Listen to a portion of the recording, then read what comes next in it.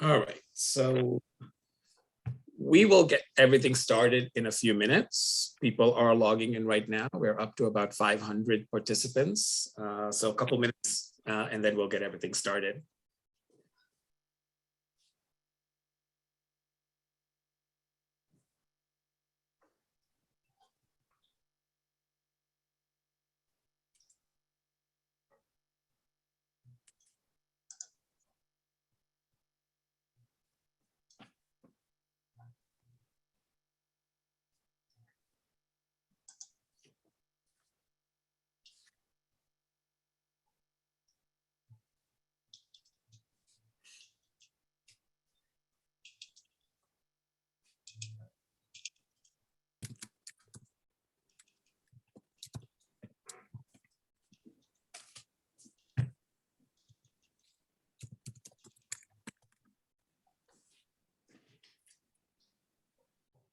Kate, you ready? Iris, ready? Everyone? All right. Good afternoon, everyone. Thank you for joining us for the very first Archaeology Abridged talk of 2022.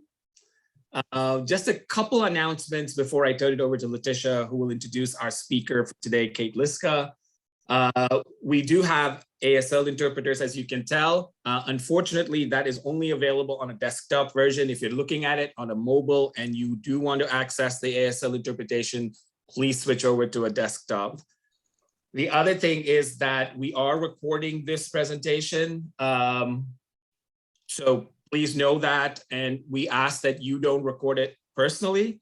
The recording will be available on our YouTube channel, and for everyone that's registered, we will send you a link as soon as the recording is ready. So you'll be able to watch this again, and that also will help people who missed the talk today. So we'll take care of the recording.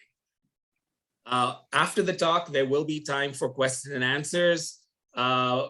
Please put your questions in the Q&A box or window of on the Zoom webinar, as opposed to the chat window. The chat window, you will see, gets a lot of activity, and we may miss your question. So if you want us to get to your question, please put it in the Q&A box. All right, that's all I need to say. I am now going to turn it over to AIA President Letitia LaFollette. Thank you very much, Ben. So welcome, everyone. It's always a delight to see where you're coming from in the chat. We have people from Greece, all over the United States, from Argentina, Canada. It's great. So welcome all. I'm Letitia LaFollette. I'm the president of the AIA, and it is my great pleasure to welcome you to today's Archaeology Abridged, as Ben said, the very first one of 2022, featuring Dr. Kate Liszka, talking to us about Operation Amethyst, how Egyptian kings and queens got their bling 4,000 years ago.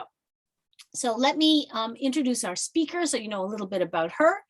Dr. Kate Liszka is the Benson and Pamela Harrer Fellow in Egyptology and Associate Professor of History at California State University, San Bernardino. She earned her doctorate at the University of Pennsylvania, and from 2012 to 2015 was Coates and Postdoctoral Fellow and lecturer at Princeton. Her areas of specialization include Nubians in Egypt, the Magi, ethnicity and identity in antiquity, multicultural interactions in frontier regions, the Pangrave archaeological culture, and large-scale mining expeditions in antiquity. Dr. Liszka is also the director of the Wadi el-Hudi expedition in the Egyptian Eastern Desert. And I am delighted to turn it over now to Dr. Kate Liszka. Hello, everybody. Thank you so much for coming today. Let me just share my screen. Ben, you need to stop sharing your screen. Oh, there we go. Okay. I'm so thrilled to see so many people out there and a number of friends in the audience too. Thank you so much for coming. I really do appreciate it. So before I start today, I just wanted to give an absolutely enormous thank you to the AIA for giving me this opportunity to share my team's research with you. And I would especially like to thank Maria Vecchiotti, who is an AIA board member. She's an integral member of our team and a supporter of our team for Wadi el-Hudi. So thank you, Maria. We really couldn't have done a lot of this work without you. So the setting. 4,000 years ago, the ancient Egyptian Middle Kingdom. I want you to sit back and imagine a world without the color purple in it, except for a couple of hints and glimmers here and there. So occasionally a piece might be found, but it was really rare. This was before people could actually make purple. It took the Greeks and the Romans another 1,000 years to learn how to do that with snail shells. So purple only occurred naturally in the environment. And the Egyptians didn't know the location of a lot of these places at this time. And then they found purple from amethyst at Wadi el-Hudi. And it brought a color into their world in a way that was really never done before. And they kind of went crazy for it.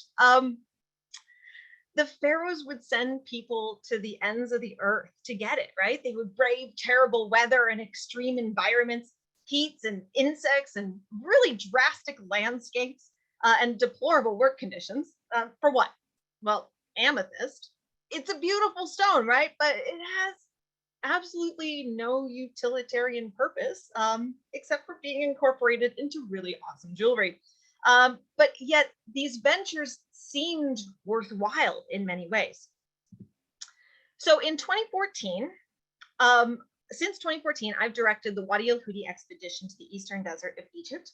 And my team has spent a few years following in the footsteps of these ancient explorers and expeditioneers. We've found clues of their good times and of their bad. And we've learned firsthand about some of the obstacles that they had to surpass to even get this beautiful gem in the first place. So today, my plan is to walk you through the life story of a beautiful amethyst object, right? And the extreme lengths that the Egyptians went through in order to outfit their kings and their queens with this type of bling. So the next time when you're in a museum, looking at an ancient Egyptian amethyst object, I want you to think of the hundreds, if not thousands of people that really risked their lives to make this object come into existence. But before we get into that story, we need to address why. Why would they do this? I mean, today, amethyst is pretty standard. It is inexpensive. It's a semi-precious stone, but that was definitely not the case in the ancient world. And it was really valuable for quite a few reasons. First, as I mentioned before, the color purple was exceedingly rare and unique, raising its value. And second, the pharaoh and his treasury were likely the ones that controlled this entire supply of the stone. It was practically impossible to buy amethyst, almost like, trying to buy a moon rock today. You can't just go and do that. So instead, it would have had to have been gifted to you by the pharaoh, which raised its innate value. So this is a mineral of very, very high prestige that the pharaoh then gifts to his favorite courtiers, but also probably to other international kings too. So because of its high prestige behind this object, it was certainly incorporated into aspects of international diplomacy at the time. Contemporary amethyst objects have actually been found in the Levant, Mesopotamia, in Mycenae and elsewhere. And in fact, one of our long-term projects for our team is to geologically try to fingerprint the mineral makeup of the amethyst from the Wadi el-Hudi mines, so that in the future, museum collections and other excavations can do the same thing. That way we can actually trace the patterns of this prestigious diplomatic trade through items like amethyst. But anyway, I digress.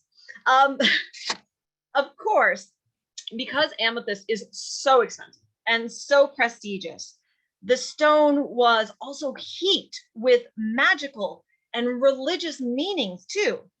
So amethyst was incorporated into shrines that were built for gods and other religious objects. But amethyst was sexy. I mean, literally sexy, right? Coffin text 576 was recited over a bead of carnelian or amethyst, and its result is basically spelled out in the spell's title. As for any man who knows this spell, he shall have sex in the land by day or by night, and he will have the heart of the woman beneath him when he has sex. So you can see why the kings of Egypt would risk so much time and so many resources for what is essentially a very beautiful rock. So Wadi el-Hudi is a region in the Egyptian Eastern Desert, southeast of Aswan. And like today, Aswan is the closest big city to the area. And it definitely supported all of the expeditions in the past, present, and probably future too. So geologically, this region is incredibly rare because it's where the Precambrian basement of metamorphic gneiss merges with the significantly younger Cretaceous Nubian sandstones from younger granites. Okay, for those of you like me who don't speak geologist, it's basically where a bunch of old rocks and a bunch of young rocks get together and smash together. And in this lumpy mix, they create really cool minerals like amethyst, gold, mica, and more. But it is a really rare and cool, drastic landscape that I'm kind of guessing looks like the surface of Mars, although I've never been to Mars. But you have very deep patches of sand. And then you also have these sharp boulders that jump up from the mountains, which basically means that you can both get your car stuck in the sand and slice its tire on a rock, sometimes in the same day, if you're super lucky, speaking from experience. But basically, every mountain, every valley has its own geological personality.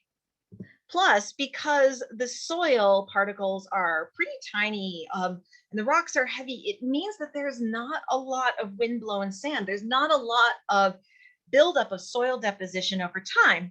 So this is awesome for archaeologists because basically it's like walking into a time machine where you can see the first level of archaeological deposition on the surface without digging it. It's so cool. And luckily, some of our miners were very sloppy people. And so they often didn't take their trash out and left their trash right next to where they actually did the activity that created the trash. So we can discern a lot from the past just by walking around and looking at things too. So before the pharaoh would actually send large expeditions into the desert, someone needs to, find the amethyst first and confirm that the vein is so big that it's really worth their extensive amounts of government resources.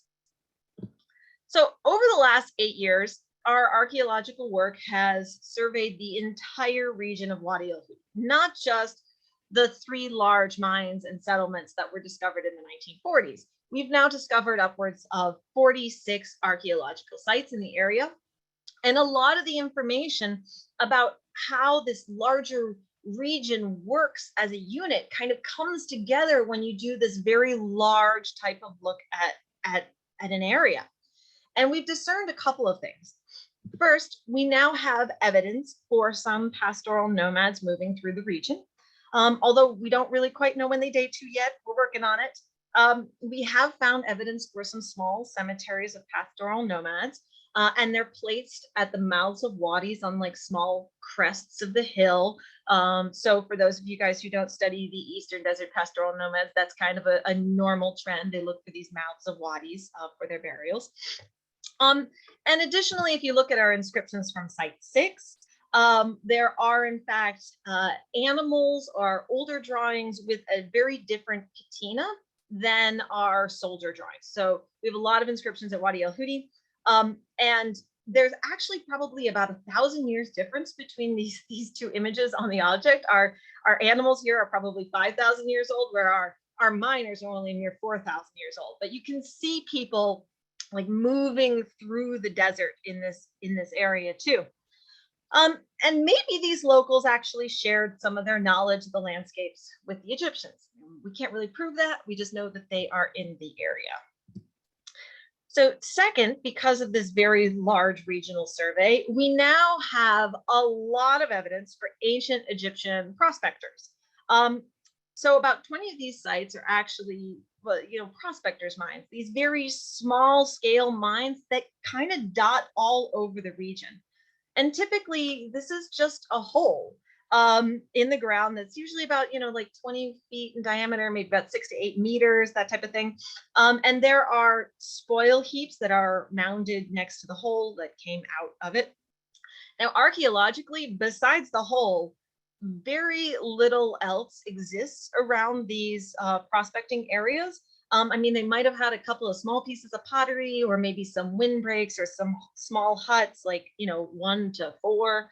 But these guys are basically like sleeping under the stars and being integrated into the elements with every moment of their day. And they would have received very little support from anyone at all. So I really have no idea where they, got their food and water, that type of thing. Maybe they packed it in, but who knows? Anyway, these prospector mines are kind of everywhere. And even when we have one of our giant mines, as in the large mine at Site 9, we still see 2 other small, starter mines or prospector mines that were in the same area. So they're always looking for these larger veins. But once the ancient Egyptian government understood the possibilities of these gems that lay in the desert, the pharaoh would order temporary expeditions, every few years. And these expeditions would last a couple of months, possibly even up to a full year. And they were made up of hundreds, if not over 1,000 people. Now, the pharaoh wouldn't go himself. No, he doesn't do that. The pharaoh would often appoint a high official to be in charge of the whole thing. And basically, this person was usually affiliated with the office of the treasury, but not always.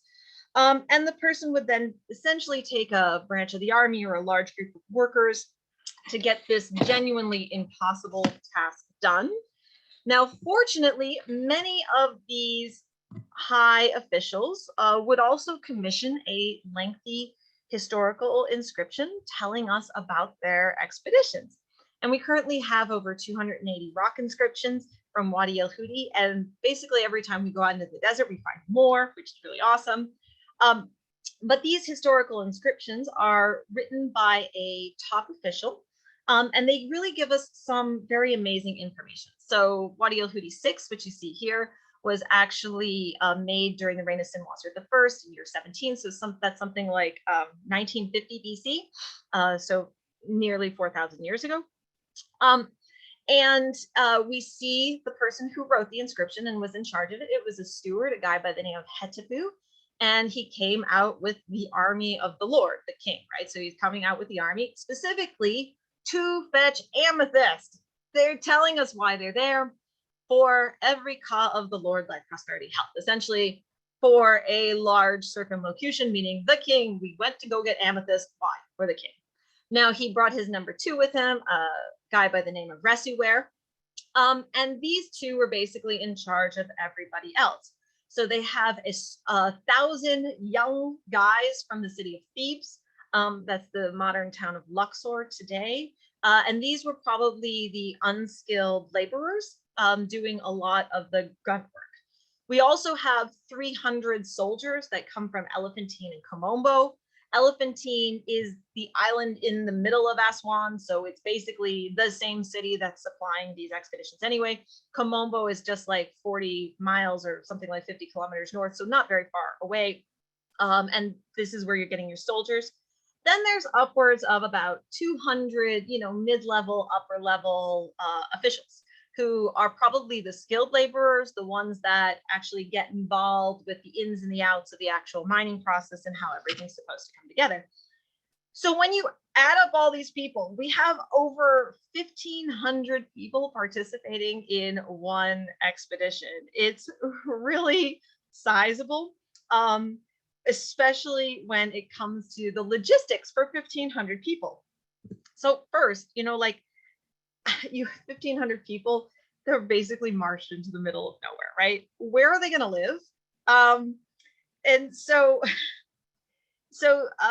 we are trying to look at that archaeologically. Now, we do see at a number of our large settlements like Site 9, Site 5, and Site 4, which isn't seen here. We have large settlements that are built directly next to the mine.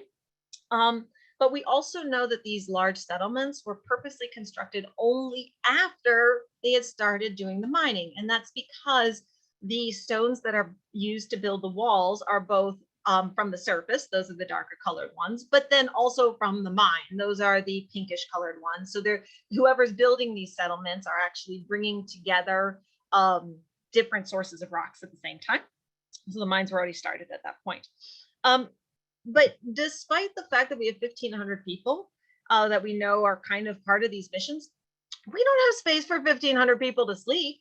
I mean, we can probably put maybe 200 people in the rooms at Site 5 and Site 9. So that's not 1,500. I mean, so I don't know. I honestly don't know where they're sleeping. I mean, maybe they're just sleeping outside. Maybe they're sleeping in interior courtyards without any walls. We still need to answer this question.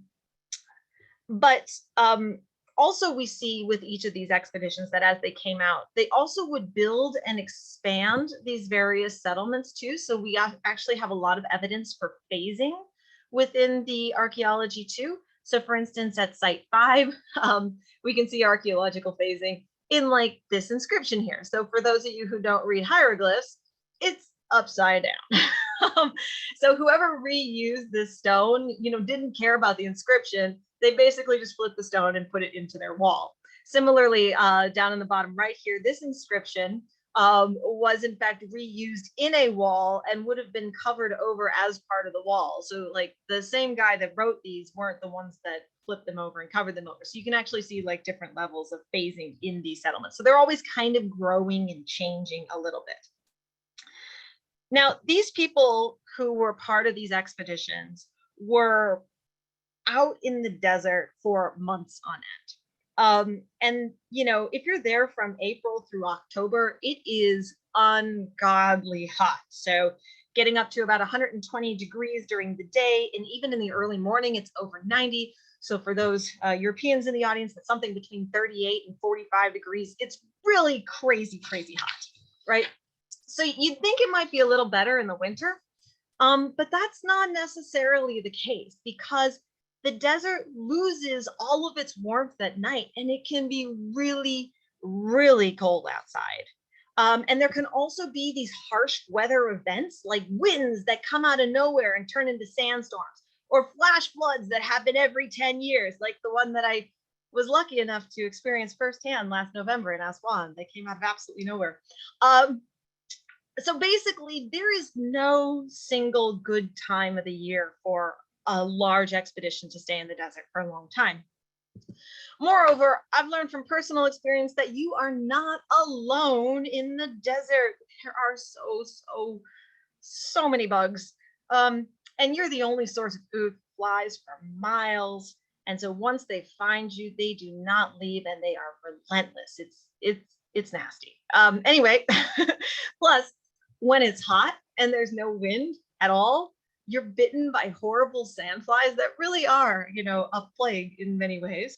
And then there was one really weird day a couple of years back that I cannot explain it, but all of a sudden we were all covered in ladybugs, and the ladybugs were everywhere. It was just weird. And then of course there's rocks that you can, break your ankles on, other wild animals in the desert. And then I got to mention snakes too. There are a couple snakes out there. So this is all to say that it's not a pleasant environment to spend a significant amount of time on, especially without a hot shower at the end of the day. Like our team is fortunate to get most days. So anyway, logistics. The bigger problem with this isn't just the weather, right? Where do 1,500 people, how do they eat? How do they get their water? It's a lot of people, right? And water is clearly the most precious commodity in the desert.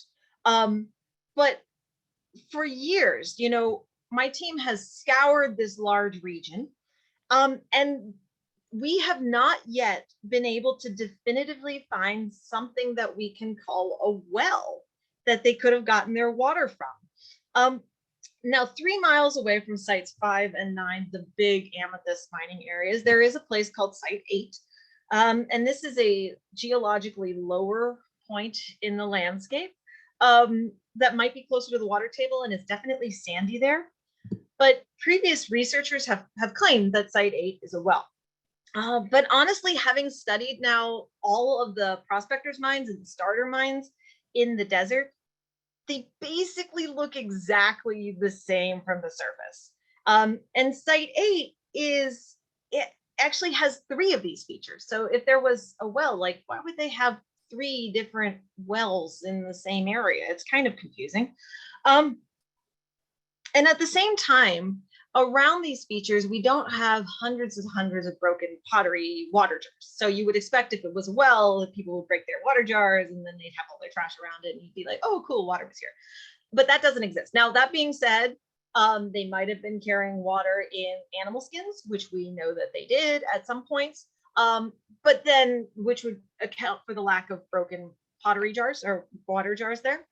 But then that means that the starter mines, the prospectors' mines, and the wells look even more similar archaeologically. So it's even harder to distinguish one from the other in that point. So last October, we spent a few days trying to get down to the bottom of this question. I mean, literally, we dug and we dug and we dug through the sand and cut along a face of stone in what is probably the most likely candidate for a well. But after about 2 meters, which I know is admittedly not very deep for a well, we did expose a rock surface that was very roughly and clearly cut rather than something that was smoothed by water, although the water table might be lower. And it doesn't have any visible stairs yet. And we found some rock crystals kind of stuck into the sides, embedded into the sides. So we do not have a definitive answer yet. And I really do want to continue this trench again next time. But right now, it kind of looks more like a starter mine, a prospector's mine than it does a well. So that doesn't help. It means that these expeditions would have had to have brought water the whole way from the Nile. Like that is an incredibly long way for water for 1,500 people. Now, we know also that the administration took water very seriously. It was their most precious commodity, and they likely rationed water. We have a lot of archaeological evidence for this. So both at sites 4 and 5, there are very significant areas that were definitively controlled by the administration, where water was housed in these large zirs. So a zir is essentially a giant pottery jar for that both stores and cools water at the same time. And then they were likely passed out. The water was likely passed out in smaller jars that you see down below here for the actual people. So you can almost like see the workers lining up in a path, getting their water ration, and then going back to wherever it is to go. So water is still a very big problem that we're just leave for now and keep looking for evidence for. Food, they also need to eat. Now we're fairly sure that they are bringing pre-made bread from the Nile Valley rather than making it in the desert. That means that bakers and bakeries would have been supplying these people from the Nile. But at the same time, mining is hard work. It's a lot of labor. And the Egyptians recognized for that type of hard labor, you need to eat meat. And they actually supplied meat to their workers. We actually have a lot of evidence for animal bones in many different contexts. And some of these animal bones actually have like cut marks that occur when you're cooking, things like that. Plus the animals would have come from all over the place. So we have a lot of evidence of them eating gazelle, which were hunted locally. So that means that some of our 1,500 workers might have just been in charge of hunting local gazelle, but then also gathering local resources through the desert and bringing it back to the laborers. But there's also a lot of evidence for animals coming from the Nile Valley. So they ate a lot of sheep and goat. And they also had salted fish, which is definitely not local. We have fish bones really, really far away from the Nile, so they're bringing those in too. And we do have occasional cattle, although it wasn't as frequent. So this means that the mission into the desert needs to be actively and continuously supplied from the Nile Valley. And they would have done this through a caravan supply line. So you would have had, a large number of these 1,500 people would have basically been running a donkey supply train from the Nile Valley out into Wadi el-Hudi, some, 25 miles, 40 kilometers, that type of thing. And just this last November, we actually found much of the road that heads straight to Aswan. And the ancient Egyptians were nice enough to draw pottery from every period of its history along its sides for us to examine. So we know that they were walking along it kind of for thousands of miles. And in sections, this road can actually be really, really wide too. So in certain places, it is up to 13 meters wide, so some 40 feet in certain sections, plus where you have heavy areas of sand, where a path wouldn't stand out naturally, they actually lined it with stones. You can kind of see the stones here on the left and on the right. These are not natural. They are actively and purposely spaced in these locations. And you can actually see that in this map here, where every single one of these X's is an active stone that they put on the ground. So like they're creating a purposeful line for people to walk in this case. That means that this road was also so well known and so well marked that once it was created, anyone could get to Wadi el-Hudi, right? They didn't need a skilled caravan leader. They didn't really need a desert navigator once it was set up to escort people out there. It's pretty self-evident when a very large mission is working out there because they made it clear. Plus, this road goes straight to Aswan, and it opens up into an area where the ancient fort of Abu likely was located on the east bank of Aswan. So obviously their supplies were coming from Aswan, and somebody in Aswan needs to be supplying these missions. But with the road kind of pointed at the fortress, maybe it was military personnel that were actually in charge of this, in doing this. Like we know for other places in Lower Nubia, forts are in control of mining areas in the desert too. So maybe that was what's going on, although we still need to do a lot of work to prove that point. So I might retract that, next week if we find more evidence. But for now, it kind of looks like a good idea. So perhaps some of these 1,500 people were also stationed in Aswan, working to support their mission in the desert. So let's recap really fast. We got about 1,500 people. Some of them were working along a large supply line. Some were hunting and gathering things locally in the desert. Some were building settlements. You also have a bunch of pencil pushing administrators pushing their pencils and overseeing the work. And so that leaves the actual miners, the hard laborers who are doing a lot of the work. And we have lots of evidence for mining. So workmen used a variety of mining tools during the Middle Kingdom. These tools are basically made out of hard stone and wood. When we get to the Roman period, 2,000 years later, I think they might have incorporated more iron tools in, but that was not the case in the Middle Kingdom when they didn't have iron. Yep. So these hard stone tools are actually easy to gather in the desert too. Just about 2 kilometers or 1.5 miles away from Site 9, there are a lot of these natural boulders that come out from the ground, so you can kind of grab a stone and go back to your work area. And that's where the majority of their heavy tools came from. And we also have lots and lots of different types of tools for work too, for different types of processes. So we have very large stones here that were hafted onto wood that could have acted like a hoe or a plow, something like that. We have large two-handed pounders or large one-handed pounders that would have pounded into some sort of anvil. You can notice this one has a curved end versus a pointed end for different types of hitting techniques. And then we have tools for more fine work too. So these ones on the right here would have just been placed in your hand for like fine actions. And this one with the curve along the edge would have been hafted onto a long piece of wood and almost kind of turned into an axe. In addition to that, we've also found evidence for a lot of baskets. So they're carrying things around in baskets, which you can kind of see over here on the right too. So there were a lot of different processes. So how was this work actually happening, right? Some of the people were probably actually in the mine, as you can see here, in charge of digging and carrying things out. And other people would, in fact, carry stones up and down along the side. In fact, in our Site 5 mine, we actually have a series of stairs right around here. And so they would carry out large stones, or they would carry out baskets with dirt and smaller stones in them. A lot of the spoil would be dumped right on the side of the mine, and then we would come down to the other side here where a workman would also be set up. And they would take their larger pieces of quartz, large pieces of stone, to try to extract the quartz. Okay, so side note here, amethyst is quartz. It's just a purple quartz. Amethyst quartz is usually like clear or milky white, but amethyst becomes purple when it's exposed to radiation due to impurities of iron or other metals. And so basically the clear, the white, and the purple are all kind of part of the same stone sometimes.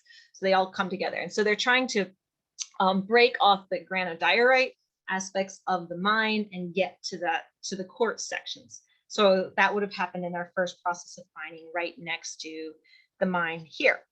And then what happened is they probably heat treated these large pieces of quartz. And we know that because in almost every single one of our excavations, we have tons of these little hearths at the bottom. So every single one of these little holes in this picture was in fact a hearth at some point. And in these hearths, we have a lot of evidence of charcoal and amethyst coming together too. So they're not all used for cooking, that's for sure. And so in heat treating the stone, two specific things happen. It allows you to break off the pieces that you don't want easier, and it really brings out the color purple so that it is so much more vibrant than it would be otherwise.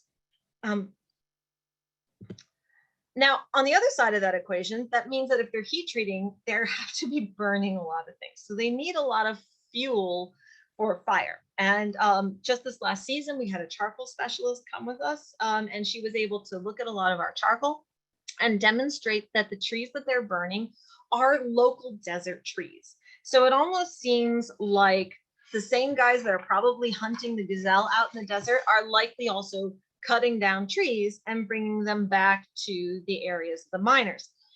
So this leads me to another thought, which of course I can't quite prove and we have to keep looking at. But if you're looking at the areas around Site 5, 4, and 9, those were really big mines where like hundreds of people work, there are no trees. None at all. But if you go further north to like the areas of the pastoral nomads, sites 42, 43, we finally get little trees in wadis that seem to have been there for a very, very long time. So I'm really starting to wonder if our miners 4,000 years ago might have caused some sort of like deforestation event, although it's not really a forest, so the word deforestation seems a little weird here. But you know, I also don't know why they didn't grow back over 4,000 years.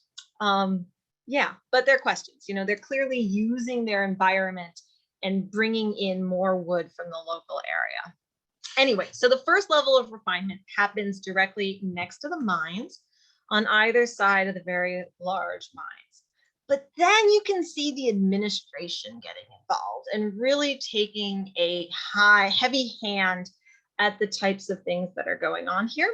So the second level of administration at Site 5 would have actually have happened within this room right at the front. And there are very high walls around the room, along with a very thick area of broken milky quartz. So like people are watching it at this point and controlling what's happening in this zone. But then there was a third level of refinement. And the third level of refinement occurred in the same place that the water rations were likely passed out to the workers. This is in a courtyard at the very tippy top of a hill. So that's a strange place to actually like refine amethyst, because it means that you have to carry all of this dirt up to the top of the hill, which is not fun if you don't have to do that. So also, Site 5 is purposely built on a hill that uses natural boulders with a small courtyard at the top. But then around this, they built an inner wall that actively divides the area from the administration to where the housing areas were lower on the hill. And there were only two ways in and two ways out. And both of these ways in and out were highly protected and watched over through these boulder gateways that soldiers would have sat on top of and watched out of. So they'd know who was coming and going. And then in this courtyard at the top, that's where the third and final level of refinement happened, where you actually finished knocking off all of the milky quartz and got down into the purple quartz, the amethyst, the stuff that you actually wanted. So the administration is definitely micromanaging things at this particular level. So this process, despite the vast number of people and the grueling conditions, like really seemed worthwhile in some cases. And so you start to ask, well, like, how much stuff did they get? So one particular inscription actually tells us that after a full year, that their expedition managed to gather 150 hecot of amethyst. So that's something like 180 gallons or 680 liters. So it's basically a small closet full of amethyst in many ways. And this was enough, right? The small closet was enough for 1,500 workers and a whole year of grueling labor. Now, this raw amethyst was then brought back to the Nile Valley, and it was likely headed straight for the Pharaoh's treasury. And then the Pharaoh would dole out the raw amethyst to different types of workshops that specialize in various types of gem carving. And we know this because raw amethyst workshops, or because stone workshops with raw amethyst in them have been found on Elephantine Island, which is the island in the middle of Aswan. So it's basically the same as Aswan. And then also hundreds of miles further north in the capital, right where the Pharaoh would have controlled those particular mines as well. So the Pharaoh is taking charge of the different workshops that actually get this product and get the ability to then turn it into beautiful jewelry. Then once in the Nile and once at these craftsmen's workshops, that's where you would have the various craftsmen who labored over the beauty of the objects, right? They were the ones who shaped them and polished them and drilled them so they'd have their holes and inlaid them. And then they would finally give these gorgeous products back to the Pharaoh for his control. So this feels a little weird today because, you know, amethyst is not that valuable today, right? But you have to remember it's incredibly high value 4,000 years ago because of its rarity, because of its prestige, and the appearance of a whole new color that couldn't be found or made anywhere else in the world. And so the next time that you're in a museum looking at, you know, jewelry of like a princess, like say Princess Siddhartha unit that's on display at the Metropolitan Museum of in New York City, I want you to think about the deep level of control that her dad had over thousands of people to bring her these absolutely amazing and unique and prestigious items. He basically sent people to the ends of the earth to get them. So thank you very much for attending. And thank you for everybody who has been involved and supported our work in every way. Are there any questions? Yes, there are a ton of questions, Kate. Let me just get to them in a second. Okay, so I've tried to organize the questions. Should we stop sharing your screen so that people can see you? Sure. All right. So there are questions. I've tried to organize them into themes, but let's start with this one, Kate, because I think a lot of people are curious. I am as well, as is Doug Tilden, friend of the AIA. How did you first get interested in Wadi el-Hudi? What drew you to this space? Hi, Doug. He's a friend and supporter of our team too. Anyway, what got me involved? Well, that's kind of a long question. So short answer. I wanted to run an archaeological project, and my dissertation was about the Medjay, who are Eastern Desert pastoral nomads at this time. I also have a lot of interest in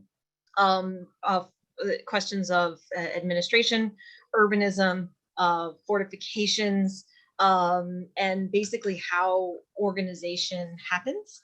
And our co-director, Brian Kramer, was helping us come up with an area to look at. I also wanted specifically a place that was logistically easy. I know the whole talk was about how it's logistically difficult, but because there's a road that goes most of the way out to Wadi el-Hudi, we actually commute each day, so we can stay in Aswan and have, you know, like food and electricity when we need it.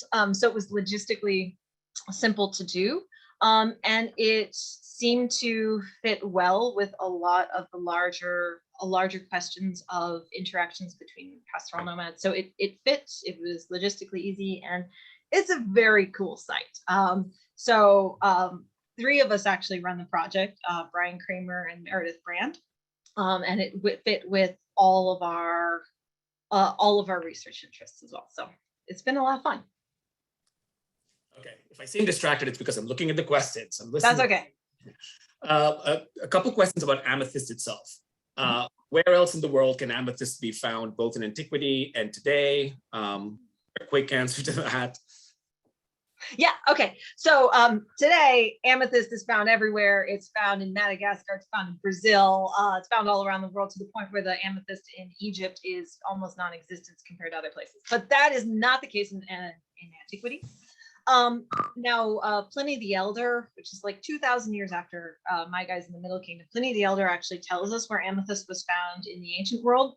He was Greek, and in fact, the word amethyst is actually a Greek word, amethystos, which I believe means the drunken one, which is very interesting.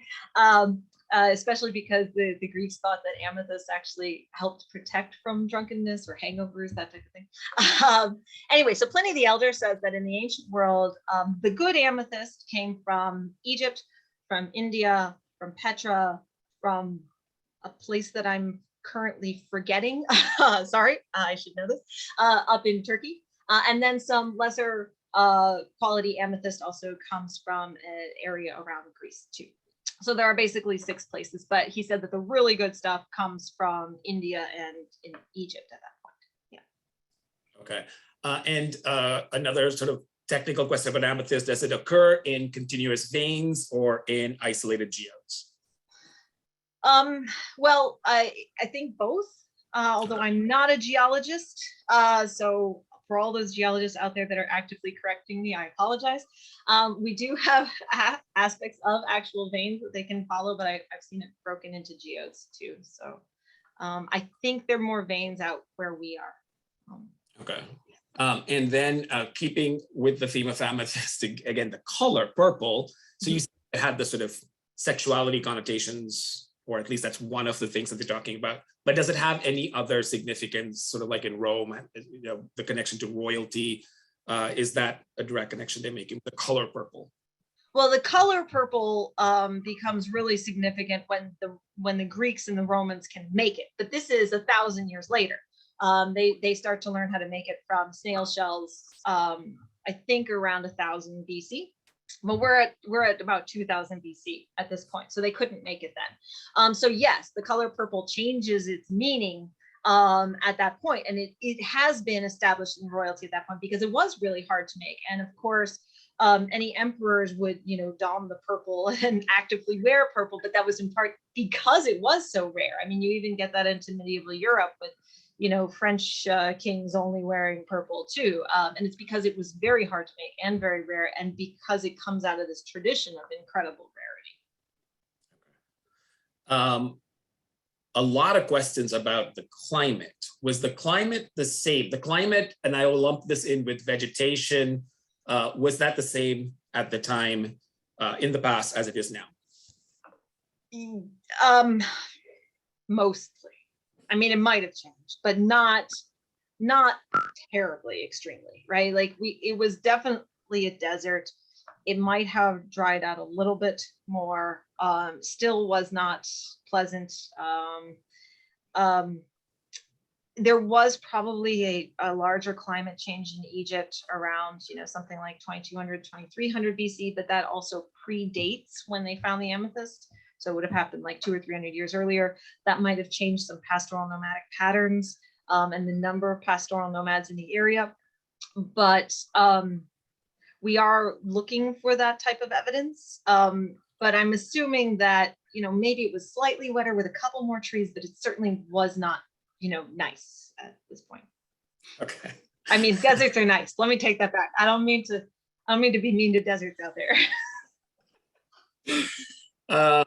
We have a lot of questions about the workers themselves. So one quick sort of definition: does 1,000 arms mean 500 people or 1,000 people? It means 1,000 people. Means 1,000 people. Okay. Yeah. Were the workers prisoners or regular people? Several people asked this. Ah, yes. Well, see my talk in February 17th. We are trying to answer that question. And it's actually a debate between our team as to whether or not they are prisoners, conscripted laborers, or skilled laborers. And we're kind of on the fence about this because we sometimes have evidence that says both. And I will go into detail about that particular question in a couple of weeks. But I guess if you want me to spoil it now, probably skilled a little bit, mostly skilled. But I don't know, with every new piece of evidence, we're always changing our ideas. So, I could be swayed the other way. All right, so we'll leave it at that because I will ask you the question about the evidence after your next talk in February. Sure. Specific kind of evidence, but let's leave it at that for this. Now, the other question considering workers, were there women at the site? There were probably no women. Okay. Yeah, I mean, everybody mentioned in the inscriptions are men, and that just seems out of place for work roles. We do know that women did work in Egypt, but they're usually going to be your bakers and your weavers. So if women were support staff here, they would have been the ones in the Nile Valley. They wouldn't have been the ones out in the desert. Okay. Now, with the folks out there, I mean, the conditions are harsh. It's hard work. Do you have evidence for people who may have died while on the expedition? Are there graves? Yeah. Okay. So we have actively tried to address this question because one would assume that people died out there, and we have actively tried to, look for graves of people coming from the Nile Valley for Egyptians. We do now have graves of pastoral nomads, but they're not the same as our expeditioners, right? Yeah. So we have found all of these piles of rocks that kind of look like tumuli found in Sudan for Nubian workers, and one of our chief field archaeologist, Magdalena Włodarska, is personally excavated hundreds of tombs, so she really knows what she's looking at when it comes to a grave. And she sees all these piles of rocks right next to Site 5, and she's like, I think these are tombs, let's go excavate. So we excavated 3 of them, 3 different ones. She set them up in a pile. And it turns out that they're just piles of rocks. There's absolutely nothing underneath of them, which leads to all these questions like, what are they doing? Why are they just piling these rocks out here in some sort of non pattern? It doesn't really make any sense. So that is still one of our big questions. But the more that we think about this, I'm pretty sure that if anything bad happened, and of course something would happen, their bodies were likely brought back to the Nile. Right? I mean, you have a continuous train of caravanners that it only takes 2 days, probably maybe a day if they're really going fast, to get back to and from the Nile. So it wouldn't have been out of the question to bring the bodies back. Plus, if you look at Egyptian religion, there are a lot of inscriptions that talk about how they want to be brought back home, how they want to be brought back to the Nile. So it would be pretty disrespectful just to leave them out there and not bring them back to their families. So I think that, evidence can change daily, but I think that anybody who would have died would have had the dignity to be brought back to the Nile very properly. Okay. Yeah, that would also be sort of tough to figure out, that sort of absence of evidence there. Yeah. For the folks, so their questions kind of sort of rotating around, revolving on religion. So Leslie says, Seth was believed to be the Egyptian god who protected travelers in the desert. Discover any monuments or inscriptions requesting his protection? And along with that, is there any evidence for personal worship going on within these worker settlements?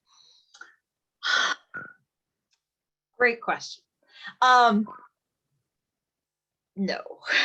But let me kind of clarify that. We don't have any evidence of personal worship. We just haven't found the artifacts yet.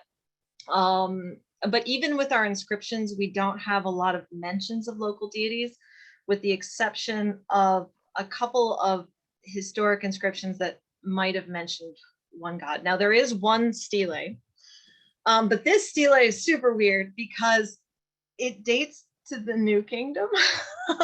Okay, so our mines in Wadi el-Hudi are all from the Middle Kingdom or the Roman period, and we have nothing from the New Kingdom. It's like 300 years later.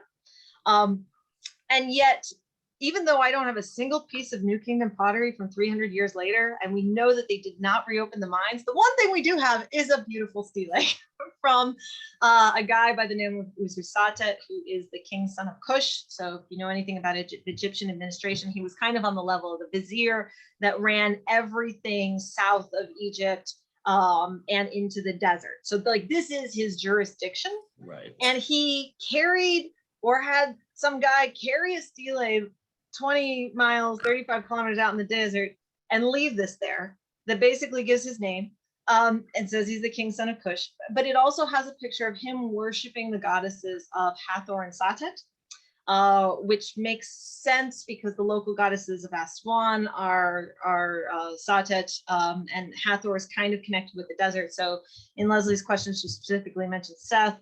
It wouldn't have been Seth. Probably not Min, which also has other good evidence, even though you didn't ask about it. But it was, if there was a god that was worshipped there, it was probably Hathor or Satet. But our evidence comes from 300 years after, when the miners were there. So, you know, it's like the more work I do, the more questions I have. So a lot of questions about the mining process itself, but let's, how long were the mines used? How deep did they go?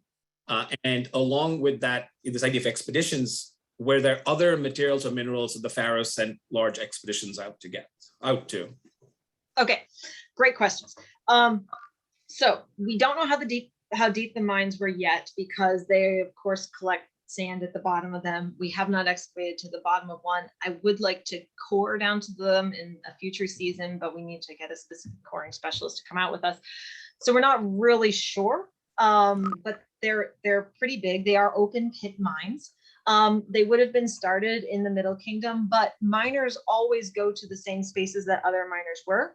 So even though they're enormous, the Middle Kingdom mine would have been smaller, then expanded on by the Romans, and then expanded on by other people. So for instance, if you look at the Site 4 mine, it's enormous, and you can actually see areas where, you know, on the one side, they're probably the older areas of mining, and then on the other side, there's this different cut of the rocks. You think it's the younger mining.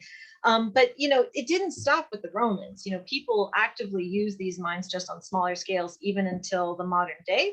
And they were originally found by an Egyptian geologist by the name of Labib Nassim in 1917 through like 1925.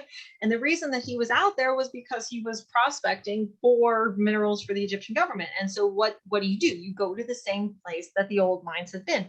And even today we're fighting off modern mining expeditions. And these sites actually are in desperate danger of being destroyed because people still go to these areas to mine. Now, in this particular region, you have amethyst from the ancient world. Later, significantly later, like maybe 500 or even 900 CE, they find gold. And there is a lot of gold mining out in the same region. But the ancient Egyptians at 4000 BC didn't know the gold was out there, and neither did the Roman expeditions out there, probably around 100 BC, 100 AD. They're really just looking for the amethyst. So the gold mining that happens in the area is significantly later. And those all seem to be small scale minings up until the Ottoman period or present day, although we still need to research that question. I actually haven't, anyway. So the last part of that was, did the Pharaoh run these large expeditions? This isn't the only place where Egypt has mines. I mean, this is where they went for the amethyst, right? But there are other places, especially out in the Sinai, where they are excavating a lot of turquoise and a lot of other important elements too. So they did have experience with running these types of expeditions. This is just a new place for a new type of mineral. So these precious materials to them, the amethyst and the turquoise, is this a state monopoly? Does the king control all the sort of the access to these gemstones and these precious materials, or how does that work? What is a private citizen able to do in these? He controlled the majority of it because these large expeditions had to have been organized by the king and were organized by the king. However, we do have evidence of small scale, I guess, artisan mining going out and getting some, but this would have been, 10 guys, 15 guys taking what they can carry. This isn't, 1,500 people doing this type of work. So just on the sheer ability to get out there, a lot of these prospectors too would have also been small scale miners. So they would have brought back these things, but it's just the percentage of quantity would have been so highly controlled by the pharaoh that he basically did all of it. I mean, maybe like, 98%. Right. So it is 2 o'clock, but if you're okay, Kate, a couple more questions. Sure. One of which does connect to the drunkenness question. No, the question really was, is it just water, or would they have been taking fermented beverages like beer out with them or acquiring it, on their way to get to these spaces? I mean, ancient Egyptians, their main quantities were bread and beer, right? Like that's what they ate and that's what they drank in the Nile. They started drinking beer at the age of 3, right after they weaned from their mother's milk. But it wasn't that alcoholic. It was very thick, almost like porridge. At the same time, so we haven't proven it yet, right? Like we don't really know if they were also transporting beer out there. It would have been a lot harder to take a liquid that wasn't water. So I out in the desert, I actually don't know if they brought their beer out or not. One of the listeners was talking about they started with jade in China, and then they're talking about amethyst, but both being very hard to work. What was the kind of the process of working the amethyst, and how did you become an amethyst worker? Okay, well, amethyst is pretty hard. I think it's like a 7 on the Mohs scale of hardness, so pretty hard. But at the same time, the Egyptians did know how to actually, if you were a stonemason or a jeweler, you would know how to do this. So for instance, if you're a stonemason, you would try to move the dirt around it, kind of pop it off. Also, you could use heat. We don't have evidence for this out in Wadi el-Hudi, but you can. There's a lot of evidence near Giza and the pyramids for how they break apart stone. Even down in Aswan around the unfinished obelisk, like how they break the stone apart by drilling holes and putting wood into it and soaking the wood and breaks it, and also using heat treatment to it. So they do know how to do these things. It's harder when you don't have the resources like the water and the wood that you would need in the desert to make a lot of it happen. If you're a professional jeweler, one of the things you would use is like with your drill bits, they would usually be made out of metal, but that's pretty hard, and they would have weights on either side of them. But along with the drilling, which you can actually saw that guy doing with the bow in the one image, it would rotate a drill fast, but then the drill would also, you would put sand at the bottom so that the sand would also act as an additional type of cutting device and make your drilling motions much more effective. And so it's hard work, but they actually became pretty adept at it. This would have been skills that you would have apprenticed for and learned from. So, yeah. Okay, so last question. We started kind of with the logistics question. How did you get involved in this space in Wadi el-Hudi? Let's end with a kind of a logistics question as well. People are curious about like a quick snapshot of what's the process of getting to these sites, permits, permissions, did you have security that you had to go with? So just generally how you organize an excavation or an expedition. And did you find amethyst in your excavations? Okay, so in short, yes, we have found amethyst in the excavations. It's never on the surface because when purple amethyst is exposed to the surface, the sun makes the purple go away and it becomes, your milky quartz or your clear quartz. But when we actually do have an excavated trench, we have found purple pieces. So that beautiful piece of purple that I've kept showing over and over again, that's one of our pieces from Site 4. Thanks to our photographer, Michael, for taking an awesome shot of it.